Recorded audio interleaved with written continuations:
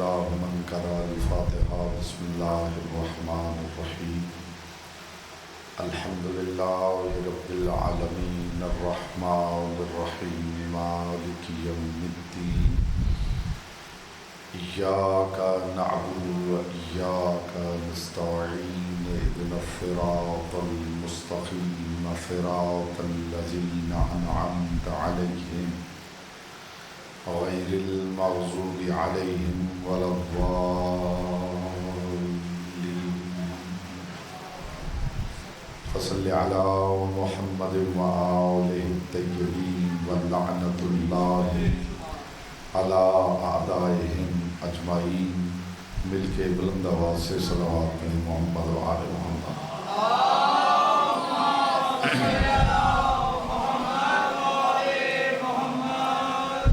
بانیان مجلس کی توفیقات، عزت، معرفت اور رزق کے اضافے کے لیے ایک مرتبہ بلند آواز سے صلوات پڑھیں.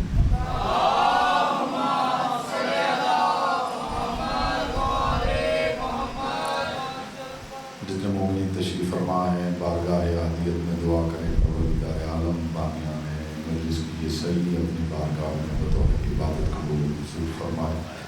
پروردگار اس سلسلے میں اٹھا ہوا ہر قدم اپنی بارگاہ میں بطور اجر رسالت قبول منظور فرمائے. اس خاندان میں اگر کوئی پریشان ہے تو اس کی پریشانی رفع فرمائے. مالک ذکر کے صدقے میں کوئی بیمار ہے تو شفا کلی عطا فرمائے. بالخصوص ایک بچی سیدہ ابھی ہزارہ بیمار ہے. پروردگار وحق کے طبیب فطر و شفا کلی عطا فرمائے. ایک اور ہمارے بھائی کی بیٹی ہماری بھتیجی بیمار ہے. پروردگار عالم محمد و اہل بیت محمد کا واسطہ اس ذکر کے صدقے میں اسے جلد از جلد شفا عطا فرمائے. سیدہ فلزہ زہرا وہ بیمار ہیں. پروردگار وحق کے جناب سکینہ سلام اللہ علیہا پروردگار جلد شفا عطا فرمائے. جو مومنین مومنات اس پاک محفل میں تشریف لائے ہیں اور جو کسی عذر کے سبب نہیں آ سکے، جو حاجات اپنے دلوں میں رکھتے ہیں، پروردگار اپنے بارگاہ میں قبول و منظور فرمائے. دعاؤں کی قبولیت کے لیے ایک مرتبہ بلند آواز سے صلوات پڑھیں.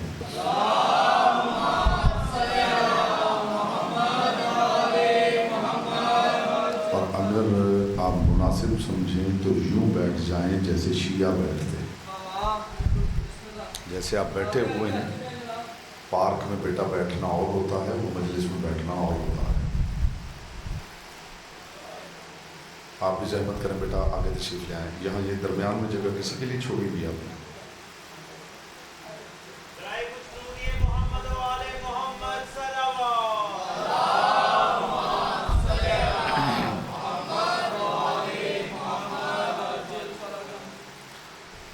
فرمان معصوم ہے صلو علینا بالاصوات طہارۃ و تزکیۃ لانفسکم. ہم پر درود پڑھو تو بآواز بلند پڑھو تاکہ تمہارے نفسوں سے نجاست جاتی رہے، طہارت آتی رہے.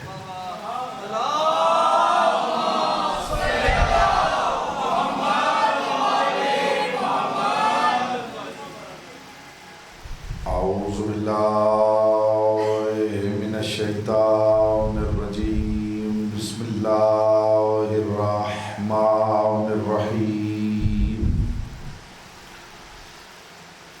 الحمد للہ الذی جعل محبت آل محمد نعیما دائما وحسنا قائما لأن اللہ أحبهم ثم خلقهم على أخلاقه وأدبهم بآدابه وتربية الخلق وحراستها من دابه ثم خلق الكون والمكان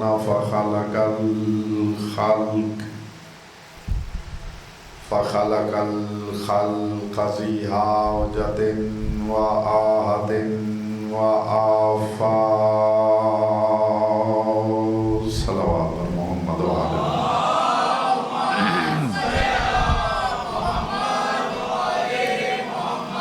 أما بعد فقد قال الله اللہ تبارک و تعالی فی کلامہ الاعلی و کتابہ المبین والمتین والحسین بسم اللہ الرحمن الرحیم سنفرغ لکم ایہا الثقلان فبأی آلاء ربکما تکذبان۔ صلوات پر محمد۔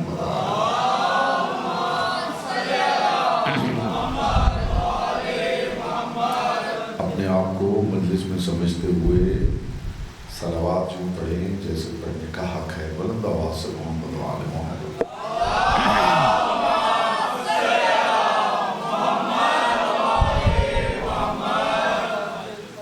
حضرات وقار، محبان آل اطہار، شیعان حیدر کرار، ساکنان بزم معرفت، سرمستان محکمہ ولایت، ہم متوجہ ہیں گفتگو لائق حمد ہے وہ پروردگار جو کسی کا انتخاب نہیں ہے۔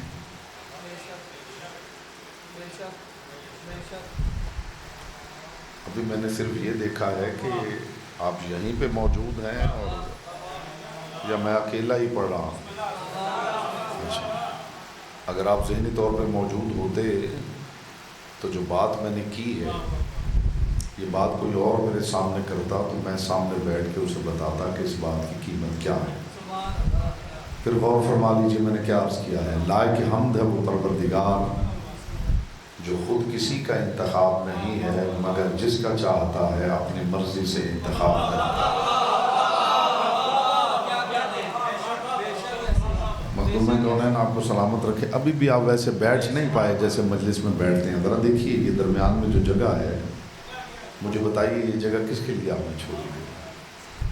مجھے حیرت ہے کہ ہر روز مجلسیں سن سن کے بھی ہمیں یہ پتہ نہ چلے کہ مجلس میں بیٹھتے کیسے ہیں۔ ایک صلوات پڑھ لیجئے بلند آواز سے محمد و آل محمد۔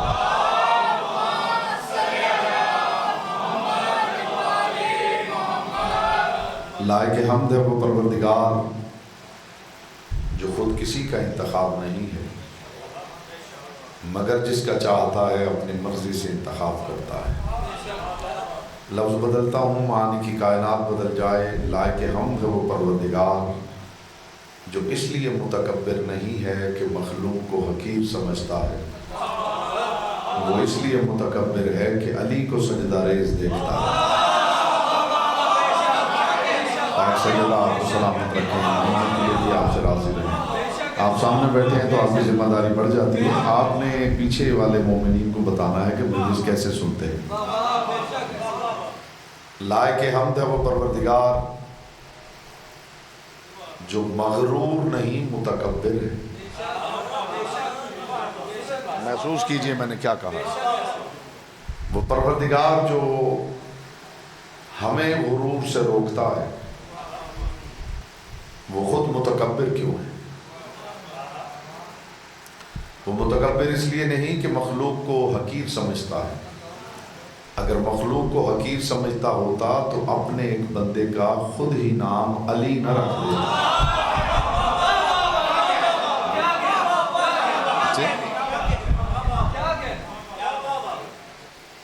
ابھی تک کچھ چہرے میں دیکھ رہا ہوں جو خاموش ہیں۔ مجلس میں اگر انسان کو مجلس سننے کا ہنر نہ آتا ہو تو پھر جسے ہنر آتا ہے اس کے پیچھے بار بار چھپنا پڑتا ہے۔ جی میں یہ چاہتا ہوں کہ یہاں چھپنا نہ پڑے بلکہ آپ کے چہرے بتائیں کہ باتیں دلوں میں اتر رہی ہیں۔ لائق درود ہے وہ مصطفیٰ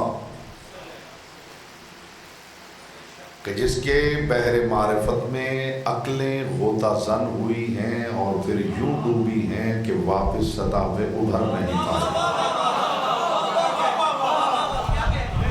ہر بات ہر کسی کے لیے نہیں ہوتی، ہر تبرک ہر کسی کے لیے نہیں ہوتا۔ لائق درود ہے وہ مصطفیٰ کہ جس کے بحر معرفت میں عقلیں غوطہ زن ہوئیں اور پھر یوں ڈوب گئیں کہ واپس سطح پہ ابھر نہیں پائے۔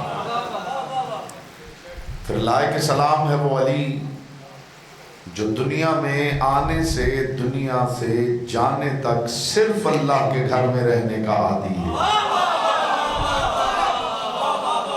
بیٹا آپ کی خاموشی پہ کلام قربان کرو، دائیں بائیں سے جلدی بیٹا سیکھ لو کہ مجلس کیسے سنتے ہیں۔ مجلس سن کے سر نہیں ہلاتے، چھوٹا بات کر رہا ہو تو بڑا سن کے سر ہلا سکتا ہے، بیٹا بات کر رہا ہو تو سن کے باپ سر ہلا سکتا ہے۔ کیا خیال؟ باپ بات کر رہا ہو تو سن کے بیٹا سر ہلائے تو خلاف ادب ہے۔ میں یہاں اپنی باتیں نہیں کر رہا، ممبر پر بیٹھ کے علیوں کی باتیں کر رہا۔ تو سر ہلانے کا مطلب ہوتا ہے کہ میں تصدیق کرتا ہوں آپ ٹھیک کہہ رہے ہیں۔ تو آپ کوشش کیجئے کہ زبان کی عبادت میں مصروف ہو جائیے تاکہ تمہید میں زیادہ وقت صرف نہ ہو اور پے در پے شعور کا تبرک آپ کی جھولیوں میں ڈالا جائے۔ لائق سلام ہے وہ علی کہ جو دنیا میں آنے سے دنیا سے جانے تک صرف اللہ کے گھر میں رہنے کا عادی۔ آپ نے سنا ہے کہ علی اللہ کے گھر میں آئے، ایسے ہی ہے؟ مجھے علی کی پاک نالین سے اڑنے والی طاہر گرد کے چمکتے ہوئے مقدس تبرک کی قسم، صرف علی اللہ کے گھر نہیں آئے، علی کے سارے بچے اللہ کے گھر آئے، اس لیے کہ علی کے گھر میں مسجد نہیں تھی، مسجد کے اندر علی کا گھر تھا۔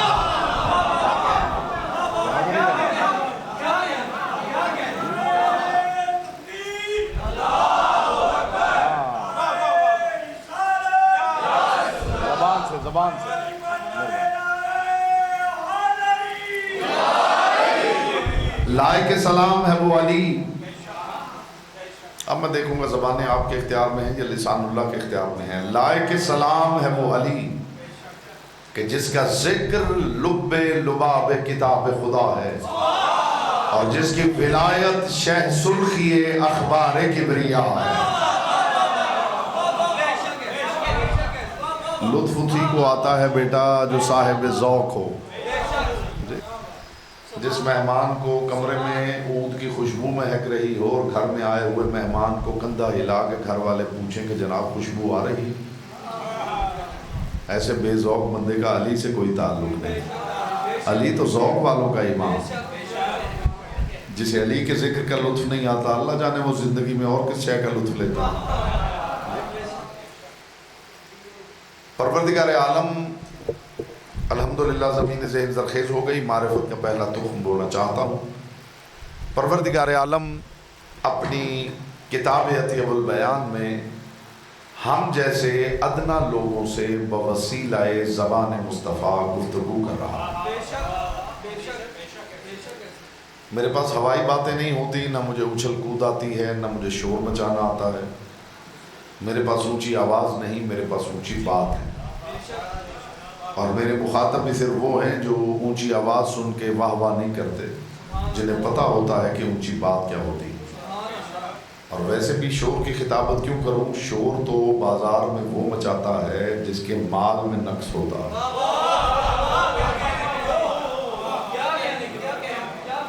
آپ نے دیکھا نہیں جو بازار میں پھل بیچنے والے ہیں کچھ خاموش کھڑے ہیں اور کچھ بازار میں شور مچا رہے ہیں؟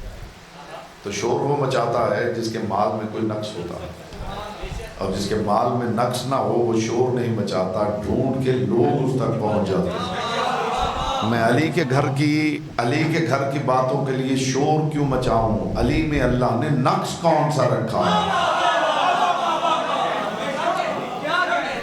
تو میں تو دھیمے لہجے میں اونچی باتیں کرنے کا عادی ہوں، جس کا نصیب ہے اس تک پہنچ جائے گی بات۔ اور کوشش کیا کیجئے کہ جو بچوں کو لے کے آتے ہیں ان کو سکھائیں کہ بیٹا مجلس میں کیسے بولتے ہیں، مجلس کیسے سنتے ہیں، مجلس کی تہذیب کیا ہے، یہ بچوں کو سکھائیے تاکہ بڑے ہو کے آپ سے یہ نہ پوچھیں کہ ذوالجناح کیا ہوتا ہے۔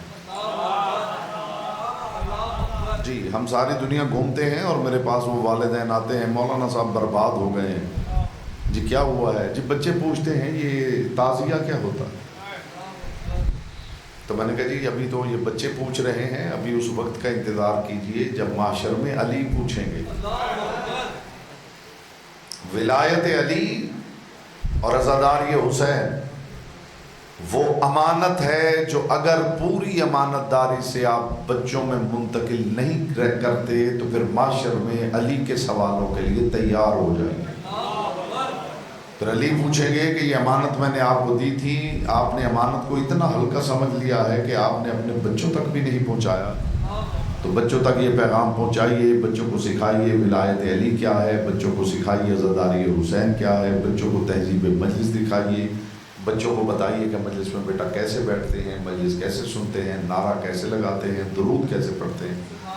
اور جب مسائل پڑھے جائیں تو بچوں کو سمجھائیے کہ بیٹا رونا نہیں بھی آتا تو رونے والی شکل بنا کے بیٹھ جاتے ہیں۔ ایک صلوات پڑھیے بلند آواز سے محمد۔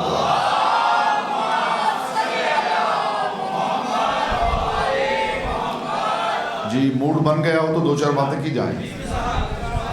پروردگار عالم بوسیلہ زبان مصطفیٰ ہم جیسے ادنا لوگوں سے محور گفتگو ہے، اور ارشاد فرما رہا ہے سَنَفْرُغُ لَكُمْ أَيُّهَا الثَّقَلَانِ۔ یہ قرآن کی آیت ہے، حدیث نہیں کہ کوئی الزام ذوف لگا کے ٹھکرا دے، یہ تاریخ کا واقعہ نہیں کہ کوئی سند کا انکار کر دے، یہ اللہ کی لاریب کتاب ہے۔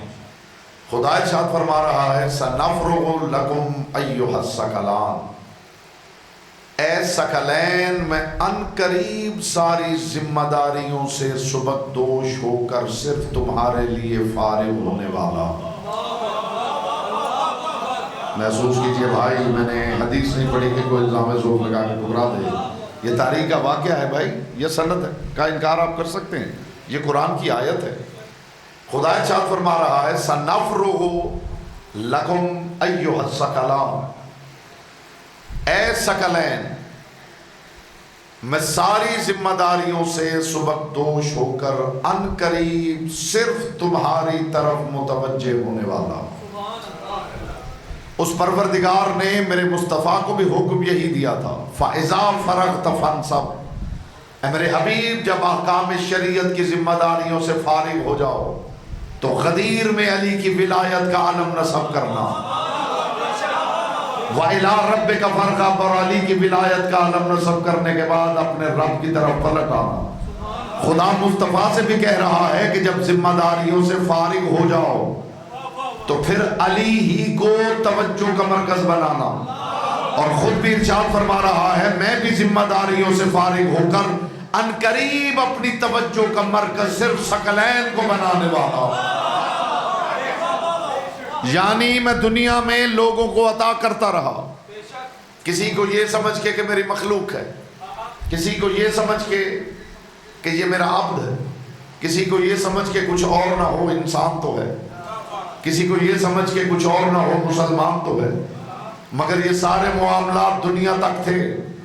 معاشر میں میں نہیں دیکھوں گا کہ میرے سامنے میرا بندہ ہے، میرے سامنے انسان ہے، میرے سامنے مسلمان ہے، میں یہ نہیں دیکھوں گا انسان ہے یا نہیں، میں یہ نہیں دیکھوں گا مسلمان ہے یا نہیں، میں یہ دیکھوں گا اس کا ثقلین پہ ایمان ہے یا نہیں۔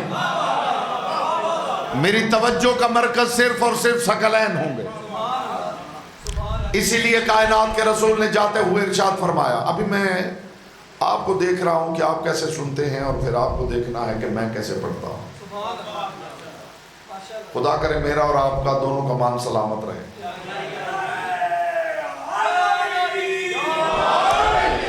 اسی لیے کائنات کے رسول نے ارشاد فرمایا انی تارکن فیکم الثقلین کتاب اللہ و عطرتی اہل بیتی ما ان تمسکتم بہما لن تضلوا بعدی ابدا حتی یرد علی الحوض، میں تمہارے درمیان دو چھوڑ کر جا رہا ہوں۔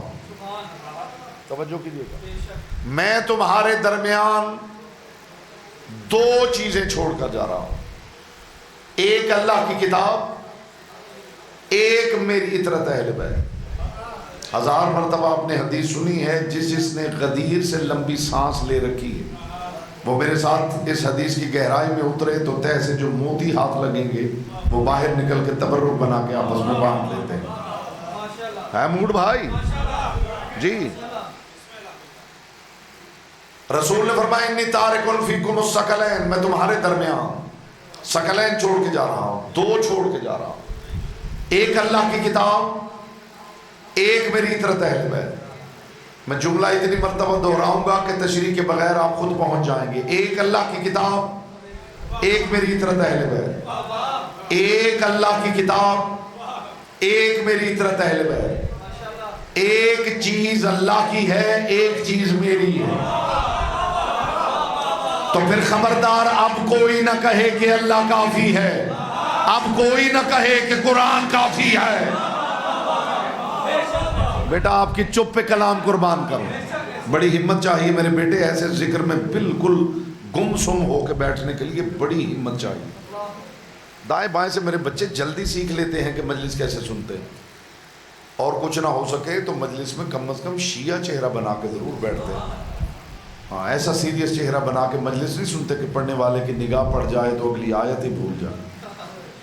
چہرے پہ رونق ہونی چاہیے، پتہ چلے بات دل میں اتر رہی ہے۔ اب موڈ ہو تو دو باتیں کروں جی۔ ایک اللہ کی کتاب، ایک میری اطرت اہل بیت، ایک چیز اللہ کی چھوڑ رہا ہوں، ایک چیز اپنی چھوڑ رہا ہوں۔ تو اب دنیا نہ کہے کہ اللہ کافی ہے، نہ یہ کہے کہ قرآن کافی ہے۔ ایک چیز اللہ کی چھوڑ رہا ہوں، ایک اپنی، اور وہ جو اللہ کی چھوڑ رہا ہوں وہ بھی اس لیے اللہ کی ہے کہ میں نے کہہ دیا ہے کہ اللہ کی ہے۔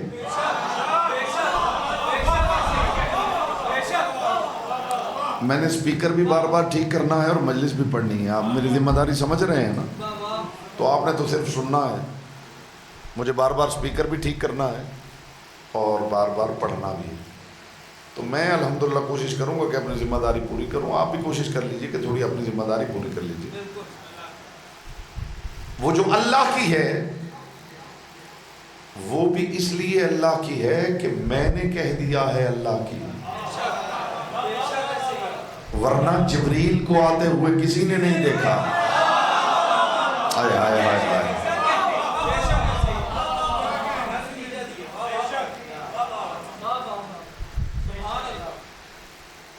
مچھلی کی باتیں سنی ہیں کبھی آپ؟ مچھلی کبھی نہیں؟ اچھا، مچھلی کا منہ ہلتا دیکھا ہے؟ وہ بیچاری منہ ہلاتی ہے، آواز اس کی نہیں نکلتی، اس لیے کہ اس بیچاری کے پھیپھڑے ہی نہیں ہوتے۔ تو کچھ مومن داد بھی ایسے دے رہے ہوتے ہیں جیسے مچھلی داد دے رہی ہے، وہ بیچاروں کا منہ ہلتا ہے۔ ایک صلوات پڑھیے بلند آواز سے۔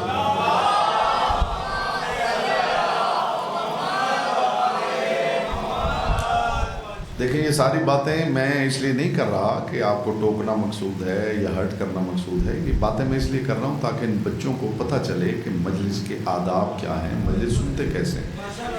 مجلس میں آپ داد نہ دیں، نہ بولیں، اس سے فرق نہیں پڑتا، کم از کم چہرے سے تو پتہ چلے کہ بات آپ کے دل تک اتر رہی ہے نا حضور؟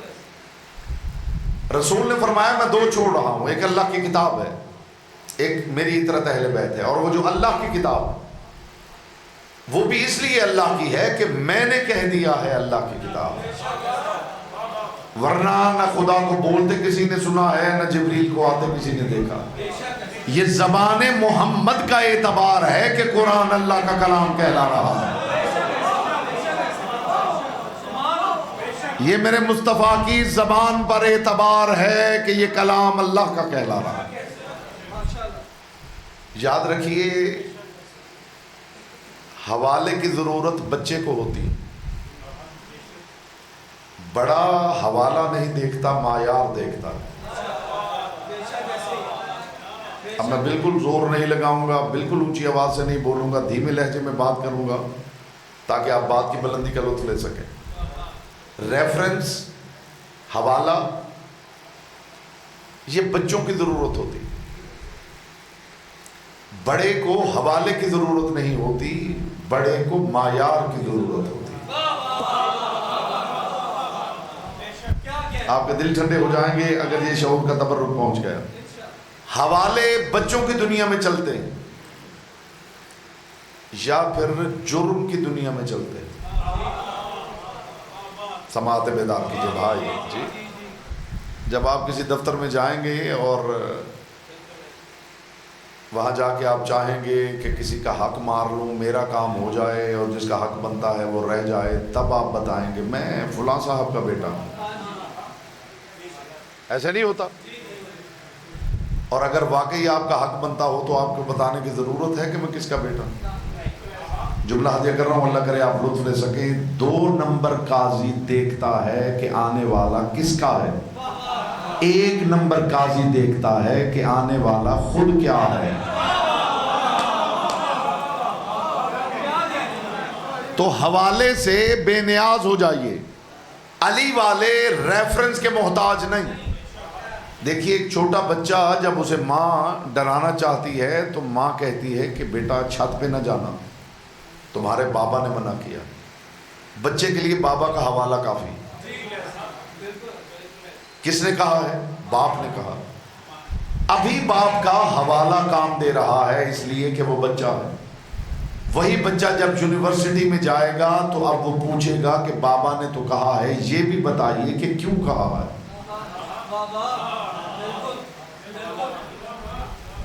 پہلے بچے کو حوالے کے ساتھ آپ حکم دے رہے تھے، لیکن وہی بچہ جب باشعور ہوگا اب حوالہ نہیں چلے گا، اب بتانا پڑے گا کہ چھت پہ نہیں جانا تو کیوں نہیں جانا، فلاں سے نہیں ملنا تو کیوں نہیں ملنا، مجھے علی کی پاک نالین سے اڑنے والی طاہر گرد کے چمکتے ہوئے مقدس تبرک کی قسم، یہ قرآن کا حوالہ امت کے بچوں کے لیے ہے، اور علی والے غدیر میں جوان ہو گئے ہیں۔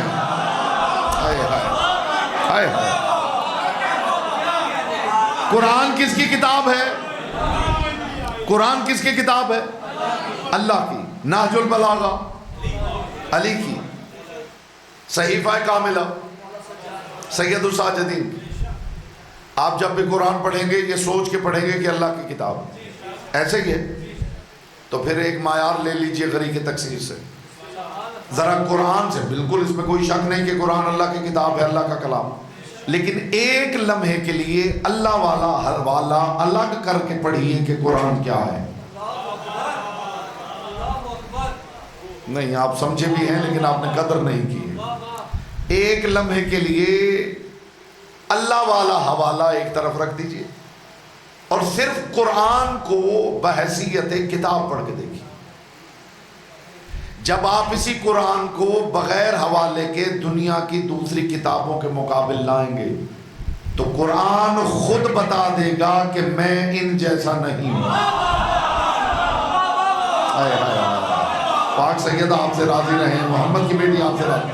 اب مجھے حوصلہ ہو گیا ہے کہ آپ معیاری بات سن رہے ہیں۔ نہج البلاغہ کس کی کتاب ہے بیٹا؟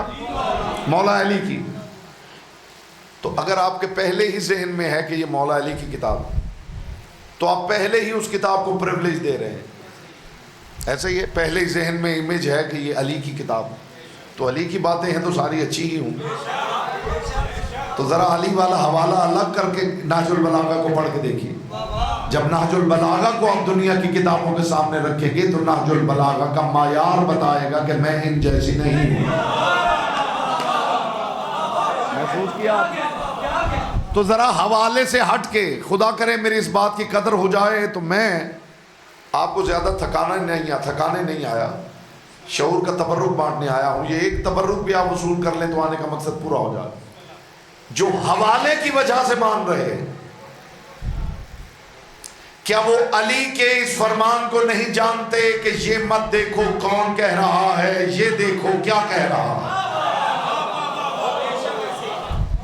کیا علی نے یہ فرمایا ہے یا نہیں؟ یہ نہ دیکھو کہ کون کہہ رہا ہے، یہ دیکھو کیا کہہ رہا ہے۔ تو ایک لمحے کے لیے قرآن کو پڑھیے اور یہ نہ دیکھیے نا کہ کون کہہ رہا ہے، ذرا یہ تو دیکھیے کہ کیا کہہ رہا ہے۔ قرآن کی ایک ایک آیت، ایک ایک سطر، ایک ایک لفظ بتائے گا کہ میں اور ہوں، یہ دنیا کی کتابیں اور ہیں۔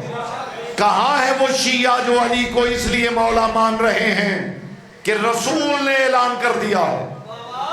اعلان غدیر کا حوالہ الگ بھی کر دے تو علی کی زندگی کا ایک ایک لمحہ بتائے گا، دنیا اور ہے، علی اور ہے۔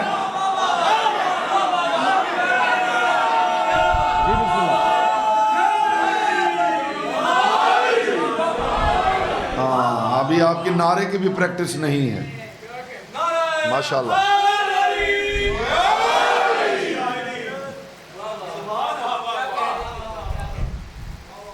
ہم ریفرنس کی وجہ سے ماننے والے نہیں،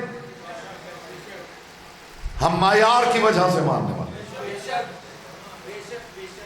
اگر رسول کی یہ حدیث یہاں پہ ختم ہو جاتی کہ انی تارکن فیکم الثقلین کتاب اللہ و عطرتی اہل بیتی، میں تمہارے درمیان دو چھوڑ رہا ہوں، ایک اللہ کی کتاب، ایک میری عطرت اہل بیت، اگر حدیث یہاں ختم ہو جاتی تو پھر ہم ان دونوں سے محبت رسول کے حوالے کی وجہ سے کرتے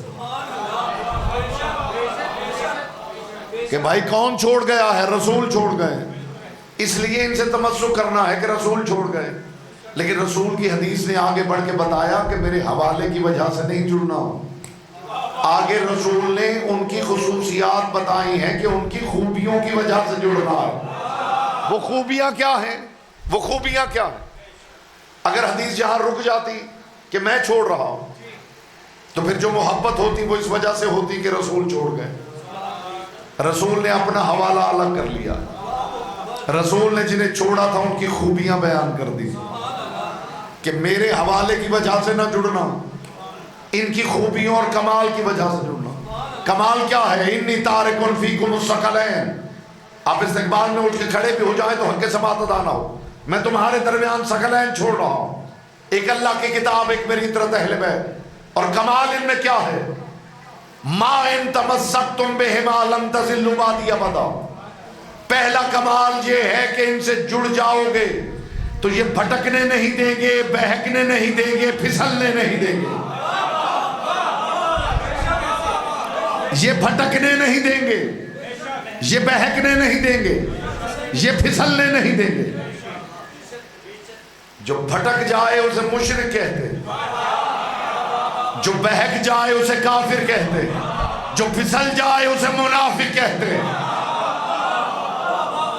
نہ یہ بھٹکنے دیں گے، نہ بہکنے دیں گے، نہ پھسلنے دیں گے. تو بھٹکنے سے وہی بچائے گا نا جو خود بھٹکا ہوا نہ ہو، بہکنے سے وہی بچائے گا نا جو خود بہکا ہوا نہ ہو، پھسلنے سے وہی بچائے گا جو خود پھسلا ہوا نہ ہو. اور یاد رکھنا جو بہکا ہوا نہ ہو، بھٹکا ہوا نہ ہو، پھسلا ہوا نہ ہو، اسی کو لغت شریعت میں معصوم کہا جاتا ہے. اس کا مطلب ہے قرآن بھی معصوم ہے، اہل بیت بھی معصوم ہے. تو پہلا کمال ان کا یہ ہے کہ لن تضلوا بعدی ابدا. یہ میرے بعد تمہیں نہ کبھی بھٹکنے دیں گے، نہ بہکنے دیں گے، نہ پھسلنے دیں گے. میں نے عرض کیا کہ بھٹکنا شرک کہلاتا، بہکنا کفر کہلاتا، پھسلنا نفاق کہلاتا. جو بھٹک جائے اسے مشرک کہتے، جو بہک جائے اسے کافر کہتے، اور جو پھسل جائے اسے منافق کہتے. ایک عجیب تبرک ہے جو آپ کی جھولیوں میں ڈالنا چاہتا ہوں. بس میں رسالت سجی ہوئی تھی اور کسی نے اٹھ کے پوچھا یا رسول اللہ زبور داؤد پہ نازل ہوئی ہے، تورات موسیٰ پہ نازل ہوئی ہے، انجیل عیسیٰ پہ نازل ہوئی ہے. یا رسول اللہ ساری کتابیں ہم نے پڑھی ہیں، ہم نے کہیں لفظ منافق نہیں دیکھا. بس اس بات کی قدردانی ہو جائے، میں آگے آپ کو تکلیف ہی نہیں دیتا بھائی جی. جو خاموش بیٹھے ہوئے ہیں، جو بڑی زحمت محسوس کر رہے ہیں، ان کو تکلیف ہی نہیں دیتا. بات ختم ہو رہی ہے. یا رسول اللہ ہم نے زبور پڑھی ہے، ہم نے تو آج بھی پڑھ کے دیکھ لیجیے، مجھے دکھا دیجیے ان کتابوں میں کہیں لفظ منافق آیا ہو. یا رسول اللہ نہ زبور میں، نہ تورات میں، نہ انجیل میں، کہیں ان تین کتابوں میں لفظ منافق نہیں. اور قرآن میں سورہ منافقون اتر آیا. یا رسول اللہ قرآن میں منافق ہے، ان کتابوں میں منافق کیوں نہیں؟ رسول نے فرمایا علی بھی تو قرآن سے پہلے نہیں ہے. منافق اسے نہیں کہتے جو نبی کا دشمن ہو، منافق کہتے ہی اسے ہے جو علی کا دشمن ہو.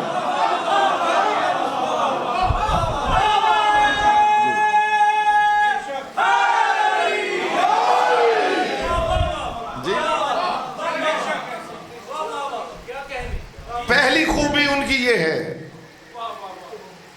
بات پسند آ رہی ہے تو پہلی خوبی ان کی یہ ہے لن تضلوا بعدی ابدا، ان سے جڑ جاؤ گے تو نہ بھٹکنے دیں گے، نہ بہکنے دیں گے، نہ پھسلنے دیں گے۔ اب بھی لوگ ہم سے پوچھتے پھرتے ہیں کہ صراط مستقیم کیا ہے؟ ہائے ہائے ہائے، آپ کا وہاں گمان بھی نہیں گیا ہوگا میرے خاموش بھائی جہاں میں لے کے پہنچ گیا۔ اب بھی لوگ دن میں 5 مرتبہ 5 نمازوں میں بار بار دعا مانگ رہے ہیں، اور پھر ہم سے پوچھ رہے ہیں صراط مستقیم کیا ہے؟ اہدنا الصراط المستقیم صراط الذین انعمت علیہم غیر المغضوب علیہم ولا الضالین۔ پروردگار اس صراط مستقیم کی ہدایت کر جو ان کا راستہ ہے جو بھٹکے ہوئے نہیں ہے۔ لن تضلوا بعدی ابدا، ان سے جڑ جاؤ گے تو یہ بھٹکنے نہیں دیں گے۔ دوسری خوبی کیا ہے؟ بہکنے نہیں دیں گے، پھسلنے نہیں دیں گے۔ لن تضلوا بعدی ابدا۔ اگلا کمال ان کا یہ ہے کہ اگر ان سے جڑ جاؤ گے لن یفترقا، انہما لن یفترقا، یہ قرآن سے کبھی جدا نہیں ہوں گے۔ یہی سنا ہے نا آپ؟ میں حضور ایک ایک لفظ کو کئی دن اپنی لائبریری میں لے کے سر جھکا کے بیٹھا رہتا ہوں کہ اس لفظ کی گہرائی میں جتنا اتر سکتا میں اتنا اس کی گہرائی میں اتروں، تاکہ جو موتی ہاتھ لگیں وہ مومنوں میں جا کے تبرک بنا کے بانٹ دیا جائے۔ یہ لن یفترقا کا ترجمہ ممبر پہ کر دیا گیا ہے، یہ قرآن سے کبھی جدا نہیں ہوں گے، قرآن سے کبھی الگ نہیں ہوں گے۔ یہاں جانتے ہیں لفظ کیا؟ انہما لن یفترقا، کبھی ان میں اور قرآن میں تم فرق نہیں پاؤ گے۔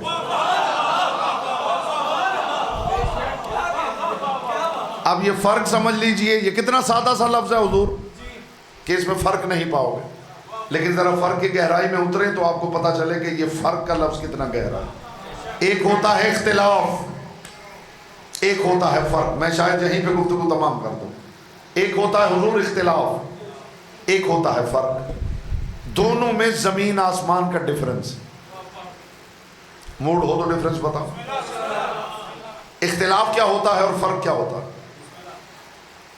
ایک رنگ ہے پیلا، ایک رنگ ہے نیلا، ان دو رنگوں میں اختلاف، انہیں کہیں گے یہ دونوں مختلف رنگ ہیں۔ ایسا ہی ہے، یہ جتنے عزادار بیٹھے ہیں سب نے کالے لباس پہنے ہوئے، کسی کے لباس کا رنگ دوسرے کے لباس سے ہو بہو مل جائے تو جو انعام آپ کہیں وہ میں دینے کو تیار ہوں۔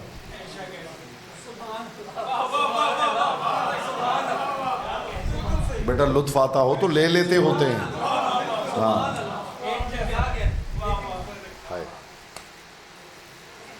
آ جائیے آ جائیے آ جائیے، تشریف لے آئیے، جلدی جلدی تشریف لے آئیے۔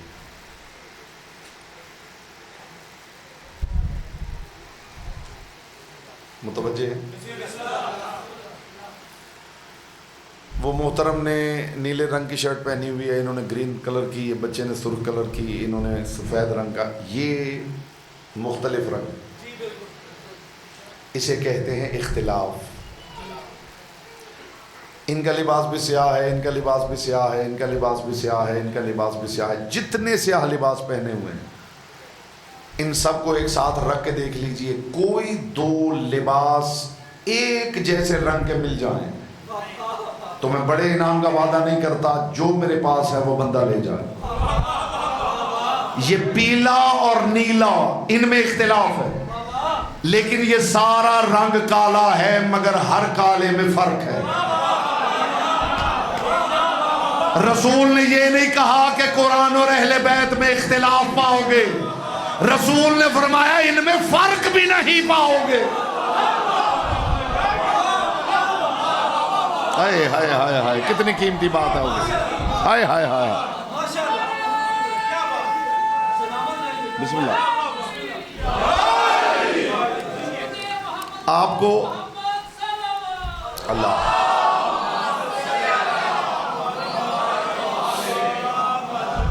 آپ کو یقین نہ آئے تو بازار چلے جائیے، چلے سیاہ تو پھر کوئی رنگ ہے، سفید تو بالکل بے رنگ ہے جی، آپ پورا دن بازار میں گھومتے رہیے، سفید کپڑا جہاں سے ملے اس کا ایک پیس اتار لیجیے، گھر میں آ کے ٹیبل پہ رکھ لیجیے، اگر ایک دوسرے سے مل گیا تو انعام آ کے مجھ سے لے جائے۔ رنگ ایک ہے، وہ بھی سفید ہے، وہ بھی سفید ہے، وہ بھی سفید ہے، لیکن سب میں فرق ہے۔ اب بھی سمجھ میں نہ آیا ہو تو قرآن سے سمجھا دوں کہ اختلاف اور فرق میں ڈیفرنس کیا ہے۔ خدا ارشاد فرما رہا ہے واختلاف اللیل والنہار، دن اور رات میں اختلاف ہے۔ ہائے ہائے ہائے ہائے ہائے، کتنا ڈیفرنس ہے حضور، دن اور رات میں ڈیفرنس ہے، اختلاف ہے۔ لیکن جب فرق کی بات کی تو کیا فرمایا؟ وَإِذْ فَرَقْنَا بِكُمُ الْبَحْرَ، اے موسیٰ ذرا اس وقت کو یاد کرو جب تو نے دریائے نیل میں عصا مارا تھا تو میں نے نیل کے پانی میں فرق پیدا کر دیا۔ ہائے ہائے ہائے ہائے ہائے، تمہیں نجات دے دی۔ فرق کیا ہوا کہ درمیان سے راستہ بن گیا، ادھر بھی نیل کا پانی، ادھر بھی نیل کا پانی، ادھر کے پانی کا رنگ بھی وہی، ادھر کے پانی کا رنگ بھی وہی، ادھر کے پانی کا ذائقہ بھی وہی، ادھر کے پانی کا ذائقہ بھی وہی، ادھر کے پانی کی کثافت بھی وہی، ادھر کے پانی کی کثافت بھی وہی، وہ بھی نیل کا، وہ بھی نیل کا۔ فرق صرف یہ تھا کہ وہ کچھ ادھر تھا، یہ کچھ ادھر تھا۔ رسول نے فرمایا اختلاف تو کیا، قرآن اور اہل بیت میں تم اتنا فرق بھی نہیں پاؤ۔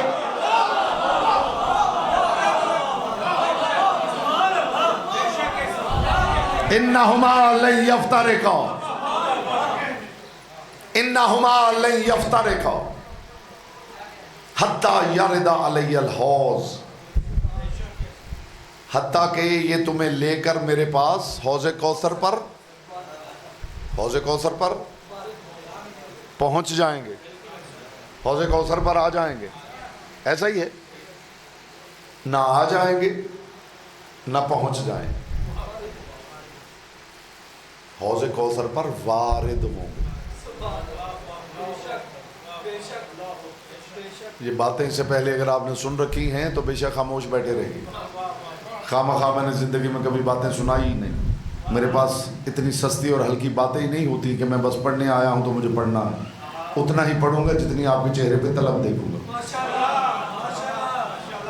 حوض کوثر پہ آئیں گے نہیں، حوض کوثر پہ اکٹھے نہیں ہوں گے، حوض کوثر پہ پہنچیں گے نہیں، حوض کوثر پہ وارد ہوں گے۔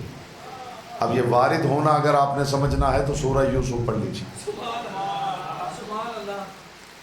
خدا ایک قافلے کا ذکر کرتے ہوئے ارشاد فرما رہا ہے جاء سیارۃ فارسلوا واردہم فادلی دلواہ فبشری ھذا غلام۔ ایک قافلہ آ رہا تھا جب یوسف کے بھائیوں نے یوسف کو کنویں میں پھینک دیا تو ایک قافلہ آ رہا تھا، قرآن کہہ رہا ہے قافلہ آ رہا تھا، فارسلوا واردہم، تو انہوں نے پہلے اپنے وارد کو بھیجا۔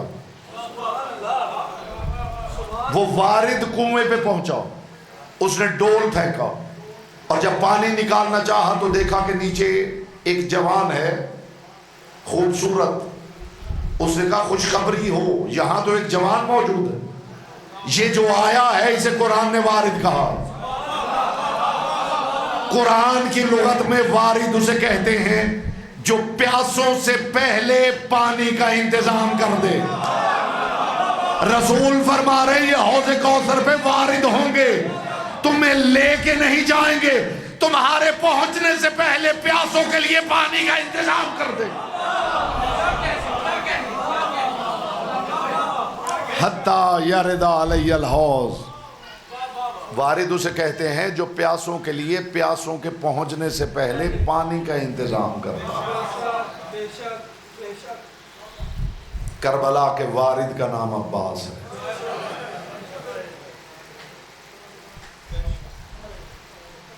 کربلا کے وارد کا نام عباس ہے، اور جس کے لیے عباس فرات پہ وارد ہوا ہے اس کا نام علی اصغر ہے، اور جس نے چچا کو اصغر کی سفارش کی ہے اس کا نام سکینہ ہے۔ مسلسل جہاں بھی جا رہے ہیں جناب سکینہ کے دکھ پڑے جا رہے ہیں۔ میں دعا کرتا ہوں پروردگار جناب سکینہ کا صدقہ انشاءاللہ ہماری بچی کو پروردگار جلد سے احتیاط کرے گا۔ جناب سکینہ سلام اللہ علیہ کا صدقہ، اس سے بڑا صدقہ پروردگار تیری بارگاہ میں ہم دے ہی نہیں سکتے، اس سے بڑے صدقے کو ہم جانتے ہی نہیں، اس سے بڑا وسیلہ تیری بارگاہ میں کیا دیں؟ حسین کی یتیمہ کا واسطہ، اس بچی کو جلد شفا یاب فرما۔ پروردگار تیری بارگاہ میں یہ آنسو پیش کر رہے ہیں، مالک ہمیں اعتراف ہے ہماری نمازوں میں ریاکاری ہے، ہمارے روزوں میں ریاکاری ہے، لیکن مالک محمد کی بیٹی سے پوچھ لے ان آنسو میں کوئی ریاکاری نہیں۔ پروردگار ان خالص آنسوں کا واسطہ اس بچی کو جلد شفا یاب فرما۔ اصغر کی سفارش کرنے والی سکینہ جو بار بار آ کے کہتی تھی چچا غازی ایک گھونٹ میرے اصغر کے لیے مل جائے، میں نے کتنی آسانی سے پڑھ دیا ہے اور آپ نے کتنی آسانی سے سن لیا۔ سکینہ بھی اتنی ہی پیاسی تھی جتنے عباس پیاسے تھے۔ یہ بات اس لائق تھی کہ ہر زدار ہائے کہہ کے پرسا دیتا۔ سکینہ اتنی ہی پیاسی تھی جتنے علی اکبر پیاسے تھے، سکینہ اتنی ہی پیاسی تھی جتنے حسین پیاسے تھے، مگر یاد رکھنا خدا کی قسم کربلا میں اکبر ہو یا قاسم ہو یا عون و محمد جو بھی شہید ہوا ہے نا، ادھر شہید ہوا ادھر رسول جام کوثر لے کے آ گئے۔ لے تیری پیاس ختم ہوئی، اب نانا کے ہاتھ سے جام کوثر پی، لیکن تاریخ نہیں بتاتی کربلا سے شام تک سکینہ نے کب پانی پیا۔ جہاں سے پانی ملتا تھا لا کے سجاد کی زنجیروں پہ اجرکم اللہ اجرکم اللہ۔ یہ آوازیں بلند ہوئی، محمد کی بیٹی آپ کو دعائیں دے کے جائے۔ کربلا سے شام تک تاریخ نہیں بتاتی کہ سکینہ نے کب پانی پیا ہے۔ پیاسے کربلا میں مارے گئے اور سکینہ کا سفر شروع ہو گیا۔ سارے راستے سکینہ کو تازیانے مارے گئے۔ کسی گزرنے والے نے بچی کے خشک لب دے کے یہ نہیں پوچھا تجھے پیاس تو نہیں لگی؟ مخدومہ کونین آپ کو سلامت رکھے۔ سفر بھی چلتا رہا اور سکینہ خشک دہن کے ساتھ، یہاں بہنوں کے بھائی بیٹھے ہیں پردے میں، بھائیوں کی بہنیں بیٹھی ہیں، مالک سب کو سلامت رکھیں۔ ہماری مائیں بہنیں بیٹیاں تشریف فرما ہیں۔ دعا کرو کسی بھائی پہ ایسا وقت نہ آ جائے کہ اس کی آنکھوں کے سامنے کوئی اس کی بہن کو مار رہا ہو اور بھائی اتنا مجبور ہو کہ چھڑوا نہ سکتا ہو۔ کائنات نثار کروں کربلا سے شام تک یہ منظر دنیا نے بار بار دیکھا، سجاد کی آنکھوں کے سامنے ظالم آ کے سکینہ کو مارتا۔ آپ نے یہ سنا ہے کہ کربلا میں سکینہ کے بندے چھین لیے گئے۔ عاشور کی رات حسین ابن علی نے کچھ دیر اپنے صحابہ کے ساتھ گزاری، پھر حسین خیموں میں آ گئے، پھر حسین ہر خیمے میں گئے، ہر خیمے میں دیکھا ماں اپنے بچے کو تیار کر رہی۔ کچھ وقت حسین ابن علی نے خیموں میں گزارا، پھر فرمایا اب میں جا رہا ہوں اللہ سے راز و نیاز کرنے، اب میرا اور خدا کا وقت ہے، کوئی میرے پیچھے نہ آئے۔ تاریخ درد کہتی ہے ادھر حسین ابن علی خیمے سے نکلے، ادھر سکینہ کے ہاتھ سے جناب رباب کا دامن چھوٹ گیا۔ یہاں بیٹیوں کے باپ تشریف فرما ہے، میں دعا کرتا ہوں محمد کی بیٹی اگر کسی مومن کو 12 فرزند بھی عطا کرے تو ایک بیٹی ضرور عطا کرے، تاکہ وہ مومن اس بیٹی کے ذریعے سکینہ کا درد محسوس کرے۔ جب گھر سے نکلتے ہیں نا تو بیٹیاں دامن پکڑ لیتی، بیٹھ جائیے بھائی وہیں پہ بیٹھ جائیے۔ جب گھر سے نکلتے ہیں تو بیٹیاں دامن پکڑ لیتی، بابا کب واپس آؤ گے؟ ہوتا ہے یہ نہیں ہوتا؟ کتنا مشکل ہوتا ہے بیٹی سے دامن چھڑوا کے جانا۔ میں کائنات نثار کروں اللہ جانے کتنی مرتبہ حسین سکینہ سے دامن چھڑا کے چلے گئے۔ یا زہرا یا زہرا، پاک بی بی یہ ماتم جگری اپنی بارگاہ میں قبول کرے۔ حسین ابن علی اللہ خیمے میں آ گئے، حسین آ کے مصلی پہ کھڑے ہوئے، سکینہ پیچھے پیچھے چل رہی، آ کے سکینہ حسین کے دائیں کھڑی ہو گئی۔ نگاہیں بابا کے چہرے پہ رک گئی. حسین حالت رکوع میں جھکے، سکینہ حالت رکوع میں جھکی، نگاہیں بابا کے چہرے پہ رک گئی. حسین عزادار و سجدے میں گئے، جیسے نمازی سجدہ شکر کرتا ہے. سکینہ کا دایاں رخسار زمین پہ ہے، نگاہیں بابا کے چہرے پہ ہیں. ابھی حسین کی 3 تسبیحات مکمل نہیں ہوئی تھی کہ عرش سے اللہ کی آواز آئی، حسین سجدہ تمام کر دے. وہ دیکھ سکینہ تیرا انتظار کر رہی ہے. حسین اگر تو نے اور تسبیح پڑھی میرا عرش گر جائے گا. سکینہ تیرا انتظار کر رہی ہے. زہرا کے لال نے سکینہ کو اٹھایا. حسین ابن علی نے عاشور کی شب اپنی پیاری بیٹی کو لونی دینا شروع کی. یا نورائنی و یا برد قلبی ہا وقت نوم نم یا بنیا، اور میری آنکھوں کی چمک سکینہ، اور میرے دل کی ٹھنڈک سکینہ. سکینہ سونے کا وقت ہے، سوتی کیوں نہیں؟ سنو گے جملہ عزادار ہو. بابا کے گلے میں باہیں ڈال کے کہنے لگی، بابا میں کوئی معمولی بچی نہیں، بابا میں زہرا کی پوتی ہوں، اور میں جانتی ہوں آج تیری آخری رات ہے. بابا کل یہ سینہ سکینہ کو میسر نہیں آئے گا. حسین ابن علی نے سینے سے لگا دیا. پھر حسین ابن علی نے سکینہ کے سر کا بوسہ لیا، پھر سکینہ کے کانوں کا بوسہ لیا. عزادارو حسین نے سکینہ کے کانوں کا بوسہ لیا. سکینہ تڑپ گئی، بابا بابا یہ آپ میرے کان کیوں چوم رہے ہیں؟ رو کے حسین نے فرمایا، سکینہ اس لیے کہ ان کانوں سے کل بندے اتر جائیں گے. تڑپ کے کہنے لگی، بابا کون اتارے گا؟ سکینہ شمر اتارے گا. دیکھ کے کہنے لگی، بابا جب شمر اتارنے آئے گا کیا تو مجھے بچائے گا نہیں؟ رو کے حسین نے کہا، سکینہ جب وہ اتار رہا ہوگا تیرا بابا پتھروں کے ڈھیر کے نیچے سو رہا ہوگا. پھر تاریخ درد کہتی ہے ایک ظالم خیمے میں داخل ہوا جس کے ہاتھ میں ایک لمبا نیزہ تھا. اس کی نگاہ پڑ گئی سکینہ کے بندے پر. اس نے ہاتھ سے بندہ نہیں اتارا، اس نے نیزے کی علی آگے بڑھائی، علی سکینہ کے بندے میں ڈالی، اتنی زور سے جھٹکا دیا کہ بندہ بھی ٹوٹ گیا. سکینہ کے کانوں کی لویں بھی پھٹ گئی. بابا بابا کہتی میدان کی طرف. بابا ظالم نے بندے چھین لیے. مرحبا مرحبا مرحبا. بس آخری 2 جملے ہیں اور زحمت تمام ہے. آخری 2 جملے ہیں اور زحمت تمام ہے. مخدومہ کونین آپ کو سلامت رکھے. پھر سکینہ کا سفر بھی چلتا رہا، کانوں کا لہو بھی بہتا رہا. ایک جملہ کہوں عزاداروں کے لیے، عزادار اس درد کو نہیں سمجھے گا تو کون سمجھے گا. سکینہ کے بندے کربلا میں اترے ہیں، سرخ موتی شام تک گرتے رہے. اس درد کو سوائے عزادار کے کوئی محسوس نہیں کر سکتا. بندے کربلا میں اترے، سرخ موتی شام تک گرتے رہے. سارے راستے یہ ظالم سجاد کے سامنے سکینہ کو مارتا رہا. مجھے ایمان سے بتانا میرے بزرگ تشریف فرما ہے، کوئی بچہ یتیم ہو جائے اسے گھر والے، خاندان والے، محلے والے کیا کرتے ہیں؟ اس کے سر پہ شفقت کا ہاتھ رکھتے ہیں. وہ رو پڑے تو اسے بہلانے کے لیے کوئی مٹھائیاں دیتا ہے، کوئی پیسے دیتا ہے، کوئی بہلاتا ہے، کوئی کھلونے دیتا ہے. اللہ جانے حسین کی یتیمہ کا کیا قصور تھا.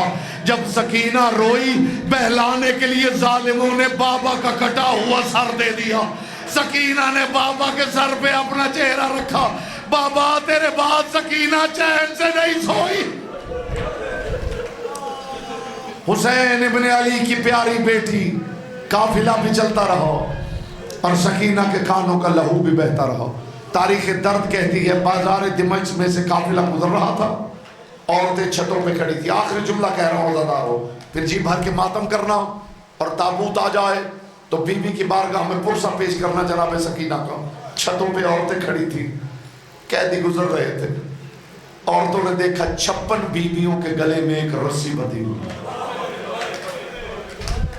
اب جو رو نہ سکے وہ ہائے ضرور کہہ لے، ہائے تو گنگا بھی کہہ لیتا ہے. رو نہ سکو تو سینے پہ ہاتھ ضرور مار لینا. محمد کی بیٹی دعا لے کے جائے گی. 26 بیویوں کے گلے میں، 56 بیویوں کے گلے میں ایک رسی بندھی ہوئی تھی، اور وہی رسی سکینہ کے گلے میں بھی بندھی ہوئی تھی. سکینہ کو تکلیف محسوس نہ ہو اس لیے بیویاں حالت رکوع میں چلتی رہتی. یہ مزدورات سر اٹھاتی تھی، سکینہ کے گلے کی رسی تنگ ہو جاتی تھی. عزادارو چھتوں پہ بیویاں کھڑی تھی. ایک مزدور نے دیکھا قافلہ گزر رہا ہے. اسی مزدور کی ایک چھوٹی سی بچی وہ بھی قافلے کے درمیان سے گزری. اس نے غور سے بیویوں کو دیکھا، پھر سکینہ کو غور سے دیکھا. گلے کی رسی اتنی تنگ ہے کہ سکینہ کی آواز نہیں نکل رہی. دوڑتی ہوئی ماں کے پاس چھت پہ پہنچی. ماں نے دیکھ کے کہا بیٹی وہ دیکھ کتنا عجیب سر ہے جو کٹا ہوا ہے اور نیزے پہ قرآن پڑھ رہا ہے. اب ماتم کی تیاری کر رہا, آخری جملہ کہہ رہا ہوں. بیٹی وہ دیکھ کتنا عجیب سر ہے جو کٹا ہوا ہے اور نیزے کی یعنی پر قرآن پڑھ رہا ہے. ماں کا دامن ہلا کے کہنے لگی اماں اس سر کو چھوڑ, اماں ذرا وہ چھوٹی بچی غور سے دیکھ, اماں وہ اتنی پیاسی ہے بولنا چاہتی ہے بول نہیں سکتی, اماں اس کے گلے کی رسی اتنی تنگ ہے وہ گرنا چاہتی ہے رسی اسے گرنے نہیں دیتی. عزادارو ماں نے پانی کا کوزہ بھرا, ماں نے پانی کا کوزہ بھر کے کہا بیٹی اللہ پیاسے قیدیوں کی دعا قبول کرتا ہے, یہ لے اس بچی کے پاس پانی کا کوزہ لے جا, اسے کہہ تیرے حق میں 2 دعائیں کرے. بچی نے پانی کا کوزہ لیا, حسین کی یتیمہ کے پاس آئی اور آ کے کہنے لگی اے پیاسی قیدن تو پیاسی ہے, یہ لے پانی پی اور میرے حق میں 2 دعائیں کر. عزادارو دعا کا نام آیا, حسین کی کریمہ بیٹی بازار میں تڑپ گئی. سکینہ نے دیکھ کے کہا میں پانی بعد میں پیوں گی, پہلے اپنی دعا بتا. بچی کہنے لگی دعا کر, میں ایسے نہ اجڑوں جیسے تو اجڑ گئی ہے. بازار میں بندھے ہوئے ہاتھ سکینہ نے اٹھائے, میرے اللہ کوئی ایسے نہ اجڑے, کوئی ایسے نہ اجڑے جیسے میں اجڑ گئی ہوں. کہنے لگی دوسری دعا میری ماں کی ہے. سکینہ نے پوچھا تیری ماں کی دعا کیا ہے؟ کہنے لگی میری ماں کہتی ہے قیدن دعا کر میرا اللہ ایک مرتبہ مجھے مدینہ لے جائے, میرا اللہ ایک مرتبہ مجھے مدینہ لے جائے. اس وقت سکینہ نے پوچھا مدینہ میں تیری ماں کا کون رہتا ہے؟ آواز آئی مدینہ میں میری آقا زادی رہتی ہے. اس وقت سکینہ نے پوچھا تیری آقا زادی کا نام کیا ہے؟ عزادارو نام کا لفظ آیا, چھت پہ کھڑی ہوئی اس کی ماں تڑپ گئی. آواز آئی ہے شرابیوں کا ہجوم کجا, میری آقا زادی کا نام کجا. بس یہ سننا تھا کہ علی کی بیٹی کی آواز آئی, اے مستور نیچے اترا, تیرے سردار کی بہن حسینہ, یہ تیرے سردار کی بیٹی سکینہ جو بازار میں ننگے سار ماتم حسین